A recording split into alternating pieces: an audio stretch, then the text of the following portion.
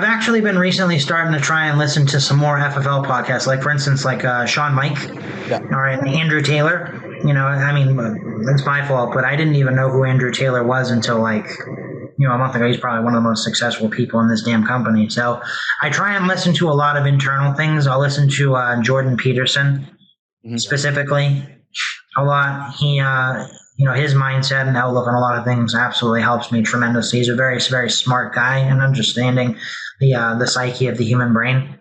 So, that's basically what I've been listening to mostly. And then sometimes just for fun stuff, I'll listen to, some crazy alien stuff from Joe Rogan or whatnot, just for fun.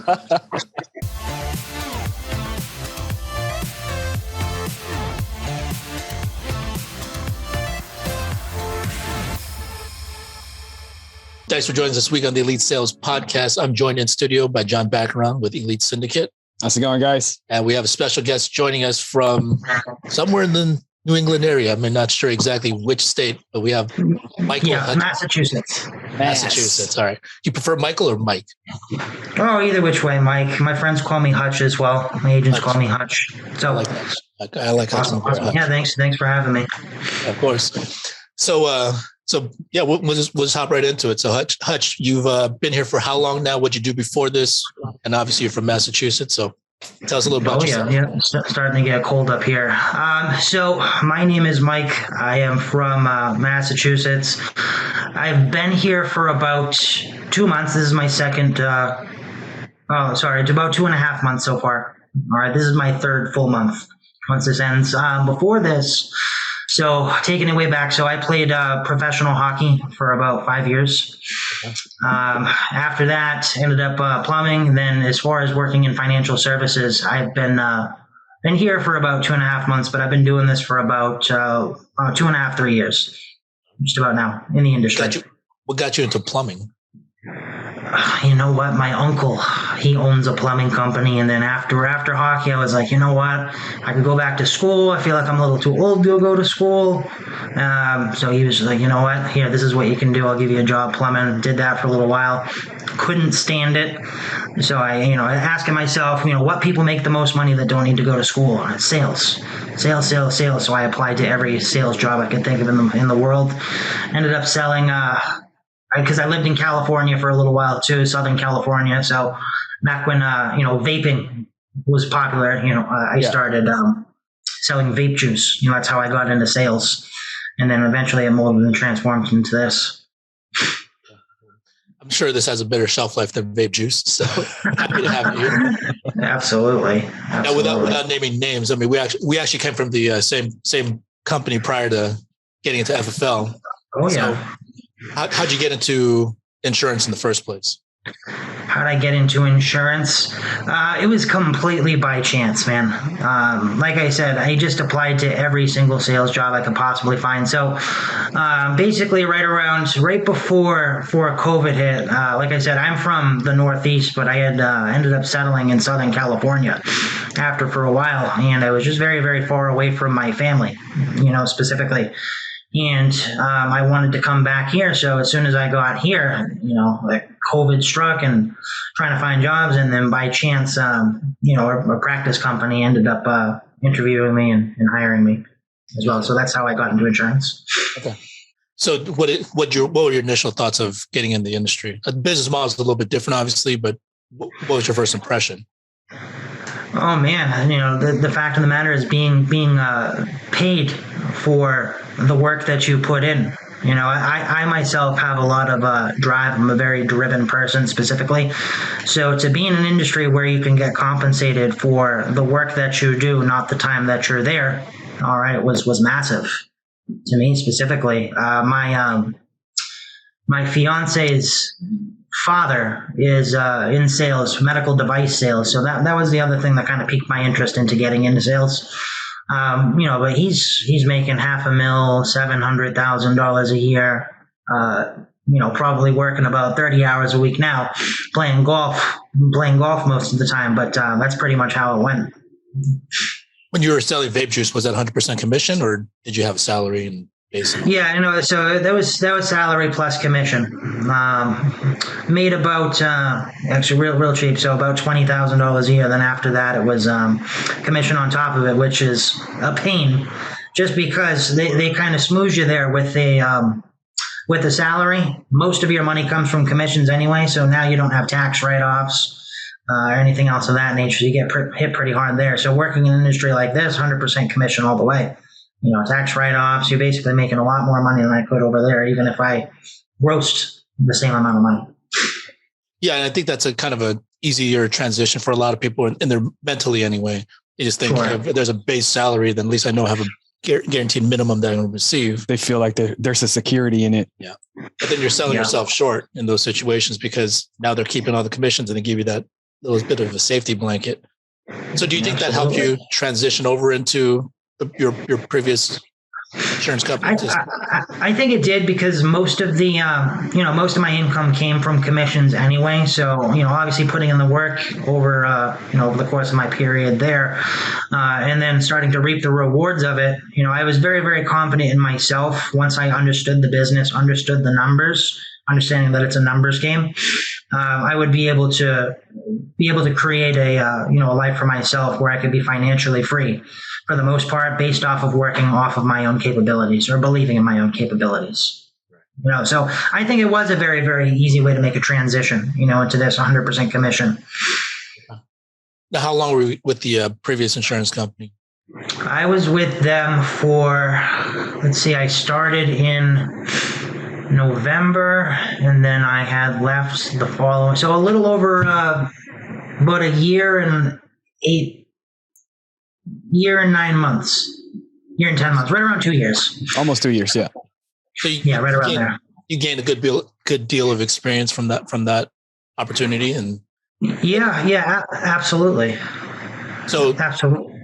So how did you work with Micah Durkers, who, by the way, happy belated birthday to you? Just had a birthday just passed, and Mike is actually, we were talking earlier, and his team's been growing, and he's very hungry to continue to grow. So I'm sure he's happy to have someone like you on his team to help him work together to build this thing. So how did you and Micah meet in the first place?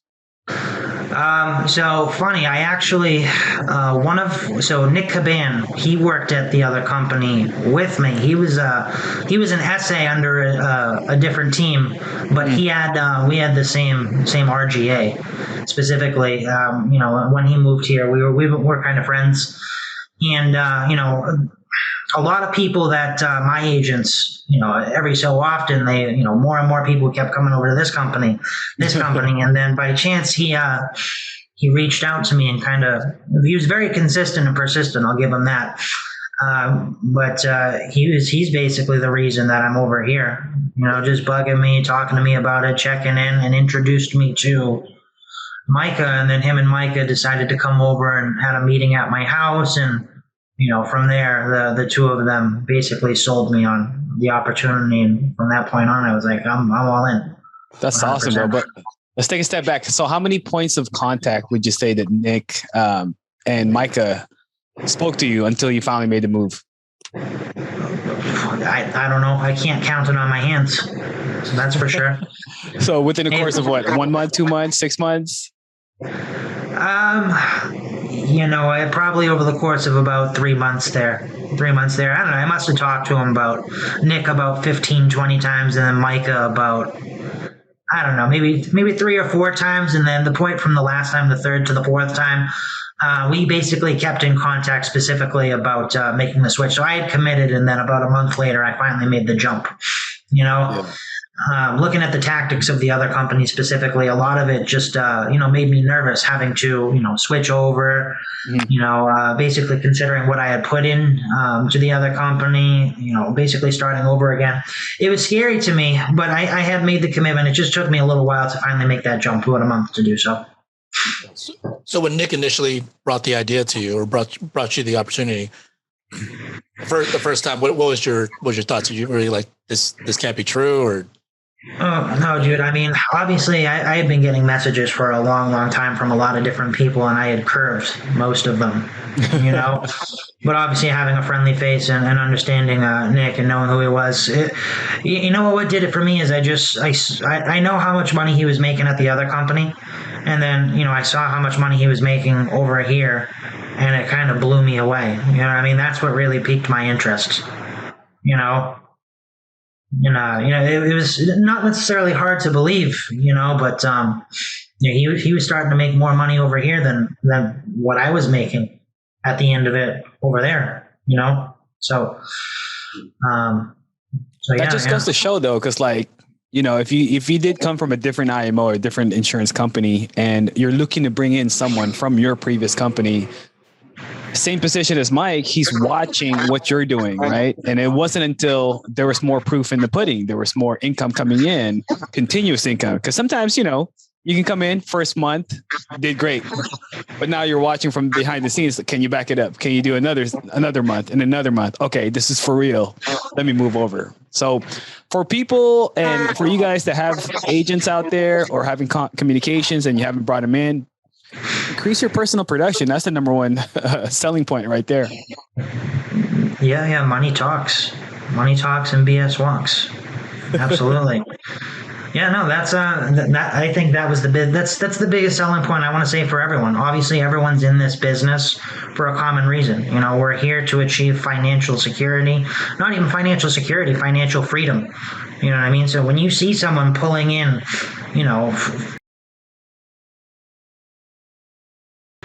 it's hard not to be drawn to it, So that's what did it for me. And then on top of that, having Micah and Marlon and all these other people who are very much like-minded, but different people at the same time, we all share a common goal. And, it was very easy. They made it very easy for me to make that transition. They were able to combat a lot of my concerns, answer any questions that I had specifically, and make me feel comfortable. And they made it a very easy transition for me. Yep. It's nice that you guys have such a diverse group of people with different ideas and different ways of doing things. I mean, it's nice to be able to go in knowing that you could be an individual and still figure out how to grow your business.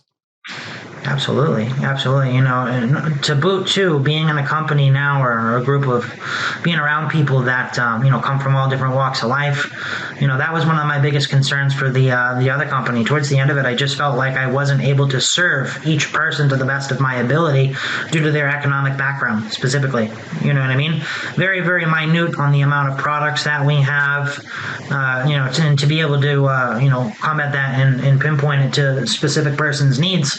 I felt like I was just selling insurance just to sell insurance. I felt like I wasn't necessarily doing it to suit their needs. Here, we have 30, 40 some odd carriers. I don't even know how many carriers we have specifically. But, it's basically allowed me to feel like I'm doing my part where I can help these families financially long term.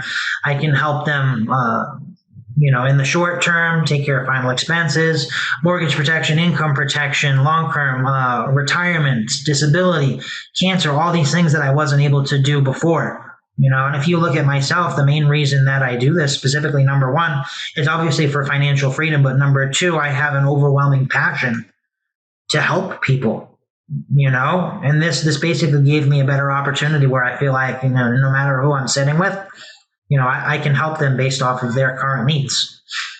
So that was that's another big factor that's kept me grinding and allowed me to continue to push. Now you're about 2.5 months in here, and you just came off a month in which you've qualified as a platinum producer, which you've helped over 30 families for the month. You also qualified for sales manager, which means you and your team volume, you guys have issued paid and helped out over 50 families in a month. So congratulations, first of all. Mm-hmm. Thank you. Were those numbers, have they exceeded what you did in your previous company, or is it about the same? No. So when I hit sales manager, so we did that the first month right around, the second month, I think it was a little over 50,000. I think the most I did at the other company was a little under, so right around there. But it took me a long time to get there. Here, everything has been so organic. Really, I think the ability to have and help more people, the ability to have leads at our expenditure, you know what I mean, instead of running through 6-month-old other leads that someone's handing you. Now we have the opportunity to help as many people as we want, and the system is just a lot easier here. It makes a lot more sense. What specifically makes it easier in your opinion? So being able to control your own leads, okay? Meaning, if I want to go out and, I know for a fact based off of my numbers, I can go invest $1,000 into leads and I'll be able to do it over again. I think everyone else has the mindset and understands that, you buy leads, you sit down with leads, all right? You get them insurance, sign them up, protect their family, and you make money. Everything else is exponential at that point right there. So, if you're disciplined in that nature, or at least how I feel, and everyone understands that and buys into that process, the sky is the limit comparatively to someone who is giving you, an allotment, 50 leads for X amount of time. I feel like it caps you on the amount of, money you can make and the amount of business that the team can do. Yeah, I mean, at our previous company, they gave us free leads. Right. I always like to use the air quotes, because, when it comes to free leads, I mean, you have no control. And I think that's the biggest thing that Hutch was touching Control. on. Just have control over as much as you want to work, as low as you want to work, as much money as you want to make, as little money as you want to make. There's always a trade-off with that too. I mean, so coming from a company where you got free leads, I mean, was it difficult for you to wrap your head around the idea that you have to invest into leads here? I don't think so, and you know what, it did make a lot of sense to me is, as far as, they give you free leads and they talk about other companies, oh, you have to pay leads over there, it's the devil. You know what I mean? Those people are the devil. Or meanwhile, I get threatened if I'm not spending 50% of my pay into recruiting. You know what I mean? So it's give and take there. I didn't see any difference as far as that's concerned. We're business owners. You know what I mean? We work for ourselves. I think it's a rite of passage to be able to take care of that. You're going to be in charge of your finances in your future. I think it's beneficial to be in charge of your own leads as well. In charge of recruiting or whatever avenue you take to do there. I mean, listen, I buy plenty of leads, but I probably don't buy nearly as many leads as the guy next to me. I still run heavily on referrals. Right. I try and allocate an X amount of money into leads for tax purposes as well. Obviously, doubling my business with referrals, it's just easy. I've always done it. And I think anytime we can reduce overhead as far as that's concerned, it's going to be beneficial as well. So that's another thing I try and teach my people as well.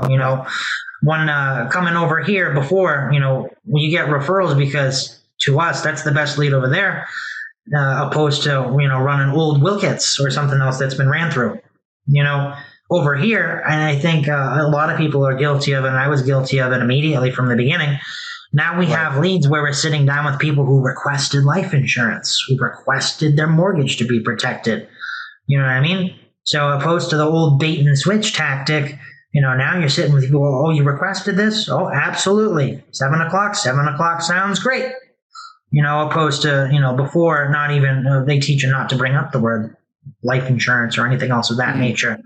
Now it's easy, and it was easy for myself to, automatically go to, oh, well, I don't need to get referrals because all these people requested life insurance. My life's easier.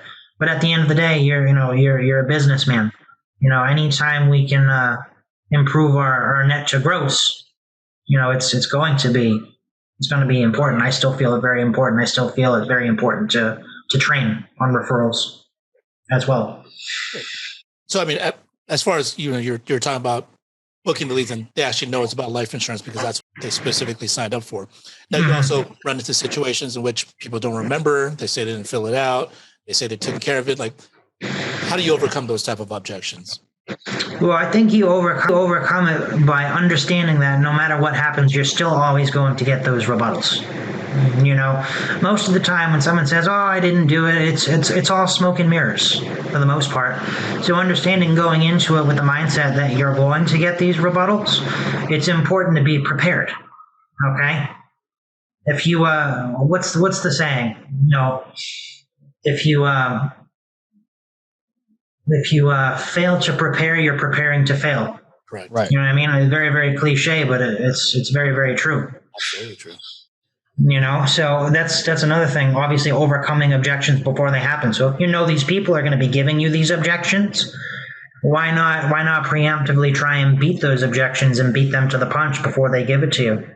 You know, I mean, how do you prepare for that? It all comes within the structuring. You know, whether you're booking an appointment or you're in a sale. I mean, typically, what are they going to say to you when you're in a sale? I want to think about it. You know, I want to think about it just means they don't know something. It typically means it's too expensive and they have too much pride or ego to admit that they can't afford it. Okay. Or maybe they feel like they don't have the need for it. You know, so I basically look at it from the point where it's our job to be surgical, preemptively get rid of these rebuttals, or if you do get rebuttals, which you will, all right, have a systematic approach on how to beat the rebuttals, meaning, making everything sound similar. I think Jordan Belfort from The Wolf of Wall Street, I love him. The Way of the Wolf is, something that helped me tremendously. And he talks about, every person's going to be different, but making every sale the same. You know what I mean? By keeping people in a straight line. Okay? Certain objections, certain answers, certain actions, certain reactions will cause a person to fall within that line. And it allows you to simplify the sale and become more efficient, specifically. I see you've been putting in your work trying to prepare yourself for these situations. So how do you manage the emotional side of that? If for people that tell you no, or they hang up on you, tell you to go to hell, whatever it may be, do you take it personally? Like, how do you? Oh, you got to have thick skin in this business, 100%, because you know what's going to happen. It's a numbers game at the end of the day. Phone calls correlate to pickups. Pickups correlate to booked appointments. Booked appointments correlate to sits. Sits correlate to sales. You know what I mean? If you look at the law of large numbers, no matter what you do, you're going to get an X amount of people that are going to give you BS rebuttals, X amount of people that are not going to give you rebuttals, and the X amount of people that will give you rebuttals that you still book with anyway. And I think that key point right there is what allows members or people to be more efficient. So in this business, you're going to get people to tell you to go to hell all the time, F off. I think I got about 3 of those this morning. Mm-hmm. But I also booked a hell of a lot more appointments and already wrote up over just this morning, just this afternoon. 5 families for you all's ed. Right. So it just goes to say, I mean, the more cliche. I mean, Mike Tyson. It's not how many. Well, I don't know if it was Mike Tyson. Not about how many times you get knocked down. It's about how many times you get up and keep going. All right. Everyone's going to get no's. Just another no is just a preempt to the next yes. All you need is one yes. I'll take 10 no's if it brings me one yes, opposed to, one no and then turning it in or throwing in the towel for the day. Yeah. You all said that's from Rocky. Yeah. Rocky 4, I think. No, what was the one that Mike Tyson said? Something about everyone's tough until they get punched in the face or something like that. Everyone has a plan until they get punched in the mouth. Yeah. Right. That's it. But coming from the previous company where you're bringing in a lot of the referral, because I'm guilty of it. Coming in before, that was our main bread and butter. You're getting this bait and switch leads. You just want to get and present them so you can get referrals out of them, and then maybe sell someone and then get more referrals out of it. What's been something that you've merged and you took from that old company as far as the referral that you can share with the audience on how to expand on their ROI? Yeah, absolutely. So, obviously they teach you about, referrals. I'm not huge on, quantity over quality. I'm more quality over quantity, meaning I'm not going into a presentation looking for 40 referrals and I'm going to sit there asking names and numbers for the entire presentation. That's not what I do. Yeah. All the referrals that I sit with are typically beneficiaries, all right, from a sale. All right. Now, if you do it correctly, you should never have a situation where you sell someone and there's a beneficiary that you need to call that you do not sit with. Okay. Meaning, let's say Albert, you get a call from me and I'm saying, hey, what's going on, Albert? I'm giving you a call on behalf of your sister. Or she lets you know I'd be giving you a call, right? No, she right. didn't tell me. Oh my God, I'm sorry. I know it can be confusing. I don't even know what I had for breakfast this morning.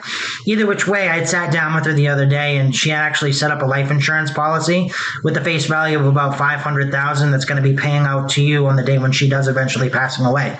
So I'm assuming you two must be pretty close, right? Guess so, yeah. Yeah, no, absolutely. You've been able to see each other throughout the pandemic? A little bit.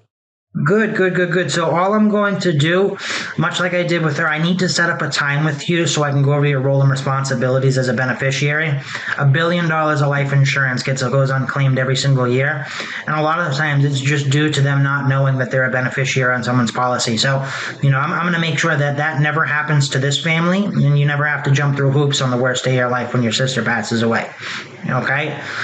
And also, she thought it would be a good idea for me to go over the same options that I went over with her today. So whether you have something in place, whether you don't have something in place.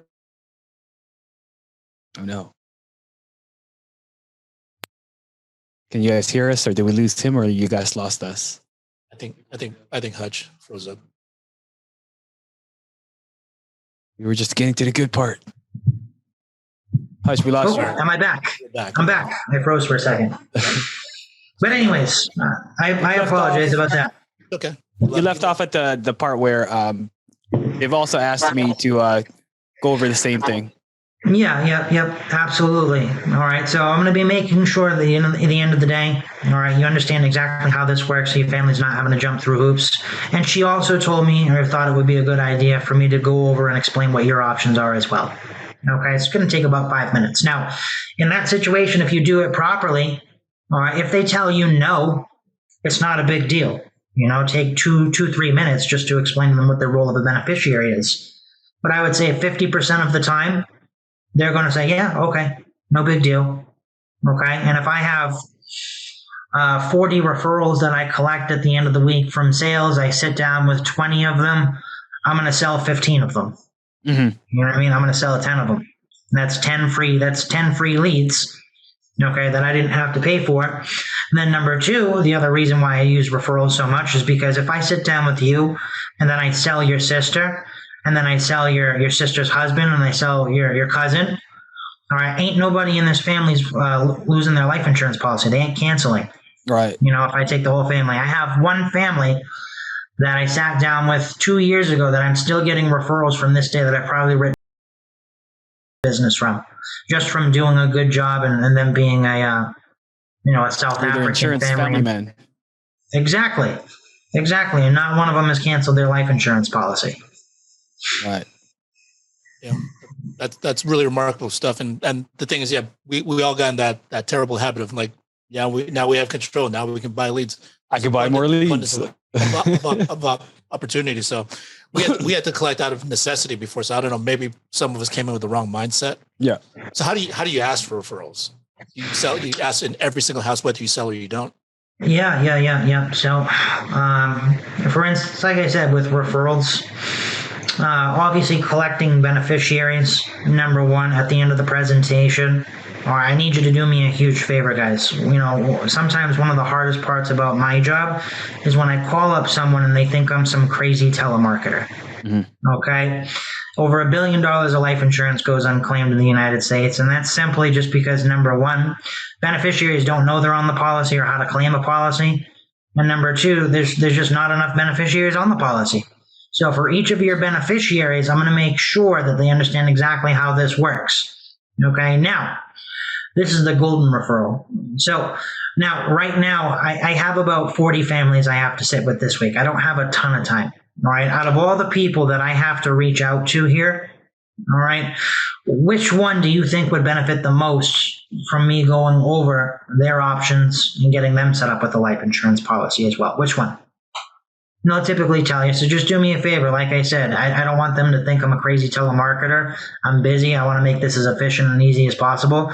I'm going to send you a text message right now. All right. I want you to send this over to them with my information. That way they know who I am and I can introduce myself. Okay. Sound good? Yep.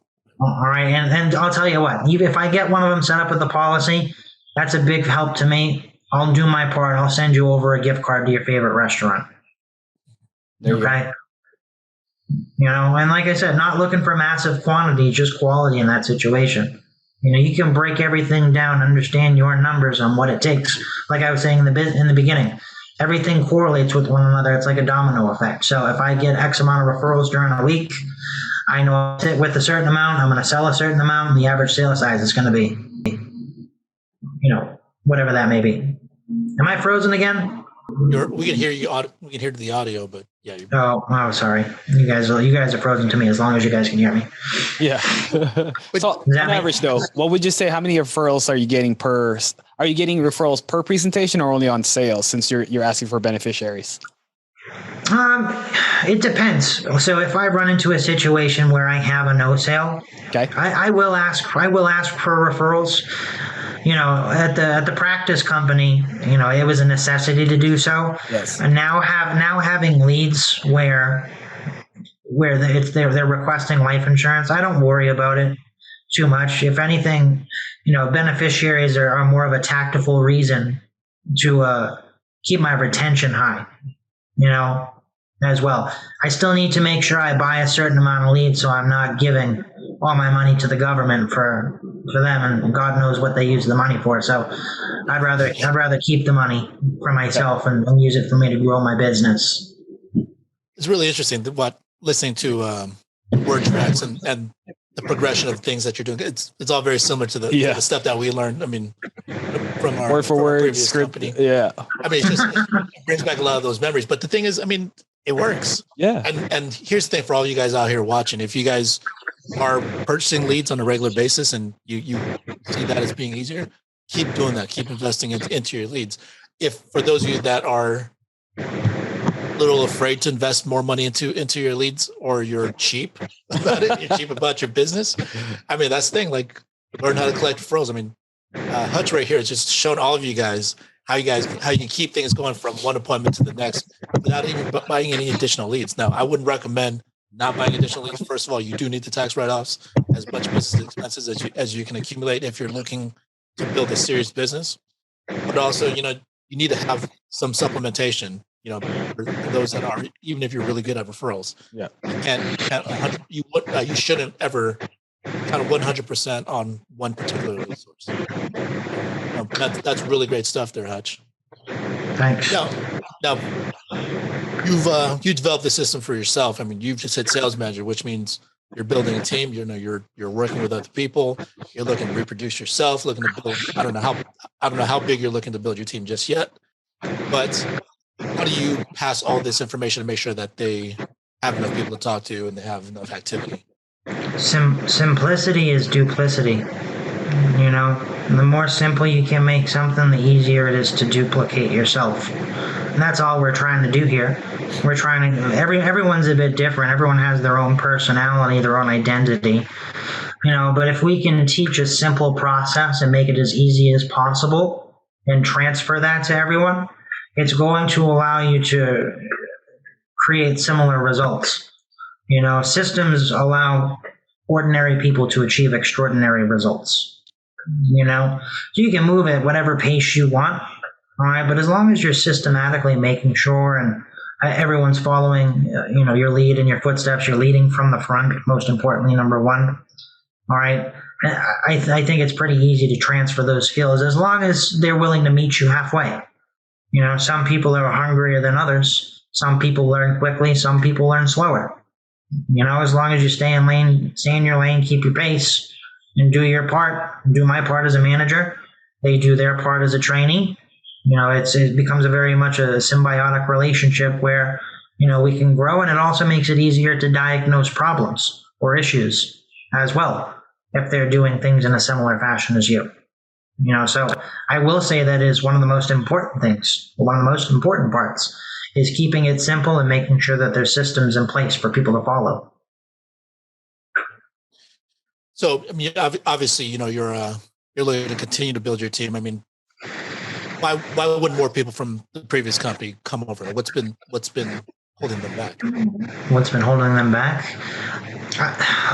The way I think what's holding most people back is the way they brainwash them into believing. I mean, I had my SGA try and bumble some numbers around to tell me I really had a 196% contract, which doesn't make any sense. You know what I mean?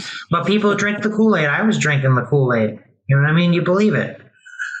And it's just numbers don't lie. Women lie, men lie, numbers don't lie. Okay? If you have a 50% contract and I have a 100% contract, I'm making double the amount of money that you do. Okay? One of the biggest issues over there is that all the money was shuffled to the people at the top. The people at the bottom didn't eat. Now, if you want to be a producer, even if you're writing average numbers, you can still make an okay living. There's people over there that had to work 80 hours a week, and they make you believe that in order to be successful, you need to work 80 hours a week, you can't see your family, and they bragged about not taking a vacation for 5 years. Right. That's not me. I love my family. All right, I want to provide financial freedom for them, but what's the point of creating financial freedom if I don't ever have a chance to see them? Right. So what's causing most people to stop from coming over here? I think it's the fear, that the grass may not be greener elsewhere. Well, the matter of the fact is, the grass is way greener over here. It's been amazing. Making almost double the money that I made over there, not spending as much money on recruiting, able to purchase leads, help other people, and help the people who are just small producers, new people, make a decent earning, a decent living, as well. And then the sky is the limit here as well. I mean, I look at it from the fact, being a professional athlete, seeing other people do it, it gives me the hunger and the understanding that I can achieve what anyone else achieved as well. So seeing people who have teams doing $1 million a month plus, if they can do it, I can do it. Do you want to do it or do you not want to do it? Doesn't matter. You're not going to get crap if you don't want to do it. But that's what drives me. I look at all these other people. I look at your team, Albert, Marlins, Micah's, and how well they're doing, what they do, and what kind of joy it brings them, building their teams. So I want to do that as well. That's what drives me. Awesome. Well, as we talked about this morning, I mean, I think that's also the thing. For a lot of people, you could tell them what's going on. You could tell them what your numbers are, but the thing is, they want to see it consistently over some period of time. Right. They first of all, they could not believe your numbers. Yeah. Or they could think you're a one-hit wonder. You could just push really hard that particular week, month, day, whatever it is. But if you consistently do it and you consistently promote it and share your business, I mean, this is how people become believers. They can't argue that after a while. Absolutely. Money talk, BS walks. You know what I mean? I'm a see it to believe it kind of guy too. That's what I said. That's what got me over here. I saw it, so I believed it. So shout out to Nick for staying persistent. Good job, Nick. Good job, Micah. Nick Caban and Micah Durkers. So let's finish off with three final questions here. So first of all, for people that are struggling, what would your advice be to them?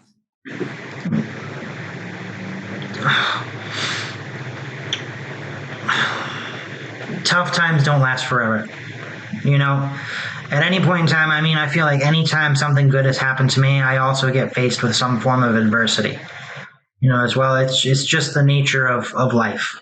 Not trying to get all Gandhi on everyone here, but it is what it is. Life happens. People pass away. You get chargebacks. Yep. You may put all the work in. You may do everything right. It may just not go. Sorry for my language. Sure. Stuff may just not go your way. you know? But if you keep doing the same thing, all right, and you keep trying to progress, all right, and you're doing your thing and you're putting the work in, good times will come. You know, everyone's green at one point. You know, no matter how good you are, how amazing of a life insurance salesman you are, no matter how good of a manager you are, there's going to be bad things that happen. You know, so if you're struggling, man, reach out to someone who's doing well. I use that for inspiration. You know, look to someone else who's doing it. All right, look to someone else who's been through tough times.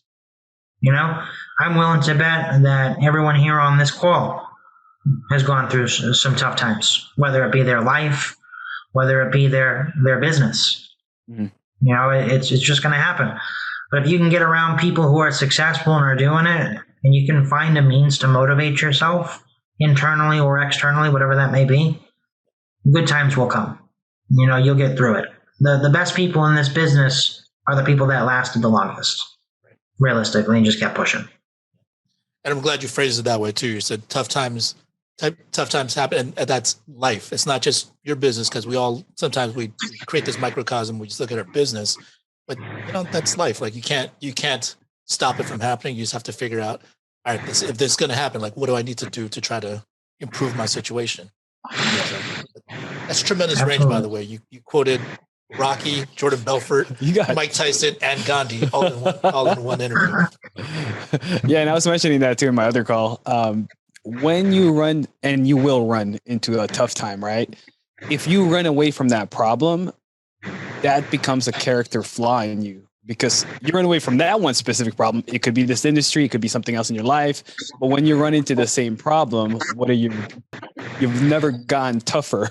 You've never gotten stronger. And I always mention, the most successful people here in this business have gotten hit multiple times, but they just overcame that and maintained it.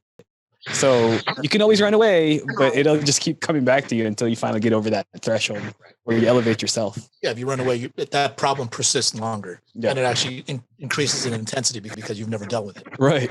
Now you're traumatized and shell-shocked. A great answer on that. But second question, what's your daily routine look like? My daily routine, I wake up at I don't even use an alarm clock anymore. Everything's regulated to the point. I wake up at the same time every single day. I get up, have my coffee, listen to a podcast, whatever it may be, something inspirational to get my mind right for the day.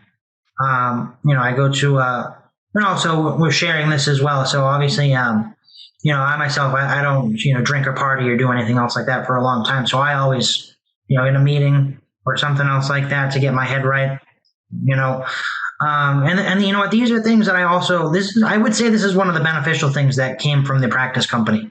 They preach mind, body, and spirit. All right. That for one thing is beyond important. You look at all these tremendously wealthy, successful people. A lot of them are in real good shape. A lot of them read constantly. All right. So just trying to emulate that. So wake up, coffee, something inspirational, read something. All right. Get on, check my emails, and just try and make routine out of it specifically. It doesn't necessarily matter what kind of routine it is. As long as you are in routine, you're training your body to be consistent, or your mind to be consistent. Any specific podcast you listening to? So I've actually been recently starting to try and listen to some more FFL podcasts, like for instance, Sean Mike, all right, and Andrew Taylor. It's my fault, but I didn't even know who Andrew Taylor was until a month ago. He's probably one of the most successful people in this damn company. So I try and listen to a lot of internal things. I'll listen to Jordan Peterson specifically a lot. He, his mindset and outlook on a lot of things absolutely helps me tremendously. He's a very, very smart guy and understanding the psyche of the human brain. So, that's basically what I've been listening to mostly. And then sometimes just for fun stuff, I'll listen to, some crazy alien stuff from Joe Rogan or whatnot, just for fun. Which all that stuff is important. If when people wake up and they do some reading and they listen to a podcast or something positive and something inspiring, the thing is, you're priming yourself for the rest of the day. So the information that you're putting into your mind That's going to set the tone for the rest of the day. But for the people that get up and turn on the morning news, it's depressing, right? Yeah. And for people that get on and they just first thing to do is get on the social media, but then feels good about themselves after like staying on social media for a long time because that algorithm keeps feeding you junk. Yeah. And then you're looking at things that are wasting time. You're going down the rabbit hole. You're looking at all these people that are edited, have these like Photoshop pictures, and then they look hot. Instagram like, models. Oh, I feel ugly. I feel fat. Yeah, man. So, you're putting yourself behind the eight ball in those situations. So yeah, Hutch is on the right track. You got to make sure you feed your mind with positivity as soon as you wake up and do something physical. Just get the blood flowing, and if you can do all that, then setting yourself up for a better opportunity to have a successful day. Yeah, absolutely. There's another. Oh my God, I'm drawing a blank on it. It's describe it. It's a podcast you're talking about? General Admiral McRaden. I believe I can't think of the guy's name, but he wrote the book. It's my fault. I'm just having a brain fart right now. Where you make your bed? Make your bed. Oh, yeah. Yes. Yep. So that's one of the videos that actually started my mindset. The swap with my mindset on being positive, completing a small task to start the day. Helping others, reaching out for help. For success. All those ideologies that man speaks is something I try to embody and copy, in my life. So if anyone knows the guy's name off the top of my head, it's Mick something, McFadden, McRaden. I would highly suggest looking into that as well. Really, really simple, sound advice. I mean, you feel accomplished by making your bed. Yeah, you're starting yourself off with a small win every single day. Yeah. So as far as the rest of your routine, Hutch, I mean, after you get that done, what's your work day look like? My work day, it depends. So I'm typically working anywhere from it depends, 8 to 12 hours a day specifically. Wednesday night, and I also think it's important to be able to have free time for yourself as well. So Wednesday night is when my fiance has that one day off during the week. She's as busy as I am, so she does like lash extensions. So she hustles for her money as well, working for herself. So do that. Have date night once a week specifically, and then just work until the job's done. Just like people say, oh, you got to do 300 dials a day. No, not necessarily 300 dials. I think I understand my numbers to a point where I can set myself up and have the team set up to a point where I understand my limits and I know where to stop specifically. So, from that point on, I'm working, getting all my clerical stuff done during the morning. Skill set is during the afternoon. That's one thing that we've implemented as a team with Micah and Marlon every single day at noon. We do a little motivational speech. Someone speaks, and then we do skill set, role playing, rebuttals, whatever that may be, for the next hour or so. Then after that, it's dialing and then running appointments for the rest of the day. All right. Well, we've established that you're making more money than you used to. You're clearly willing to put in the work and put in time to invest into yourself.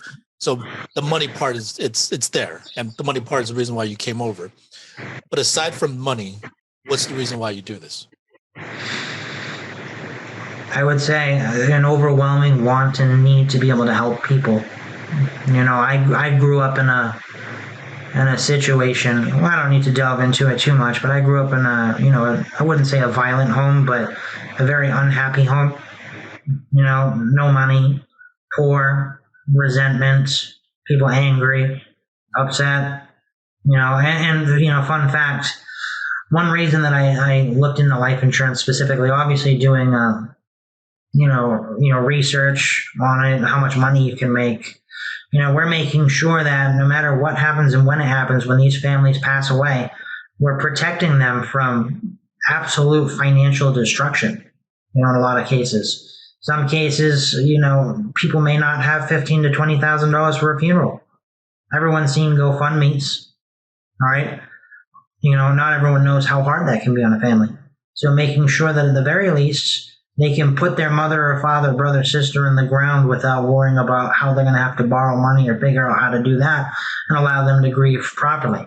Or number two, making sure, let's say we have a single mom with children, we're making sure that, they can have food on the table, heat on in the winter, bills paid, backpacks, clothing, school supplies, sneakers, all the essentials, and then lastly, just making sure that these families aren't trapped in any type of massive debt, stuck with a house that they can't afford. Life insurance has been important to me from a young age too. I mean, like I said, I played professional hockey, but we didn't grow up in a wealthy house. Like, hockey's expensive. In order to pay for it the year before I was drafted, it was $8,000 to play on my team. My grandmother borrowed it from her life insurance policy. So without that life insurance policy, I wouldn't have been able to chase and pursue my dreams, which actually became a reality for a little while. So that's why it has a sort of sentimental feel to it as well, because, from a young age, I didn't understand the importance of it then. But having something as much of a simple life insurance with someone who cared about you a whole lot allowed me to pursue my dreams. So, money aside, I look at the money as a byproduct. I think my nature is I just want to do good. By helping people, I feel like I've allowed myself to establish that, and it's become a huge characteristic trait of myself. So that's what gives me joy and allows me to keep moving. That's awesome stuff. I mean, I was actually, as you were talking, I mean, kind of made me think about growing up as a kid. I mean, like, I was always happy. I know money's not the thing that drives me, but I remember growing up as a kid, my mom would always be very fearful of stuff. She wouldn't want to do stuff, or she said, we can't do this, we can't do that.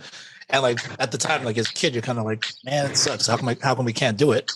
But then as I got older, and then after like college and all that stuff, when you're those times when you're broke, and you're just thinking like, yeah, it is a lot more stressful when you don't have money. Like, you start thinking about all the things you can't do, and you start thinking about all the deficiencies in your life that would be different if you had money. So I mean, this is an awesome opportunity for us to be able to have the control to be able to put in the work and earn the money that we deserve, right? We're going to work for. Like we're actually at the Night of Dreams gala last night for the Dream Center, and Sean Mike was there, and so much money was raised last night, and it's crazy. It was such an awesome event because it goes to such needy causes and helping out the Dream Center. But that's the thing, when people want to help out, you're sure you can volunteer your time, you can help in a lot of different ways, but the quickest way to help people is to have money to be able to help out other people in certain situations. And for you to have that money, we can't avoid the work. We got to put in the time, we got to put in the work, and have a system like just putting together now. And it's great to see all that you're putting together in such a short period of time. I'm really excited to see what you continue to do here at First Life. Thank you. So look out for big things from Mike. And if you're out there watching, you're not part of FFL yet, how do they get a hold of you? How do they come and join your team? Yeah. You can reach out to me, DM me. Instagram, it's at MikeHutch33. And if you haven't reached out to me, I'm sure I'll be reaching out to you at some point in time. We'll see. We'll get to everyone. But I appreciate you having me on here. I like speaking to everyone. Hopefully someone got something that was beneficial, even if it was just one little tidbit. Hopefully something maybe inspired you, didn't inspire you, all right, allowed you to get through some tough times, whatever that may be. All right, hopefully you guys got something out of this today, and I very much appreciate you inviting me on here to speak. It's very helpful stuff. So appreciate you coming on and just sharing a little bit more about yourself and hearing what's brought you to success so far. Looking forward to continuing to see much more of that. And appreciate John for hopping on. Appreciate all of you guys for spending a little bit of time with us. So tonight we got the business over for anyone that's in the Los Angeles area. Send them on over. We'd love to go over that. We'll also be doing the annuity training. So we'll cover a little bit about annuities and just expanding your portfolio and being able to make more money and help more people out. So people are asking, is it going to be live? Yeah, so you all will be live streaming, and we'll also record the annuity training portion of it. So awesome. So if you guys are in the area, we'd love to see you guys here. If you guys can't make it, get that information out to you. So appreciate you guys spending some time, and let's go out there and be elite, guys.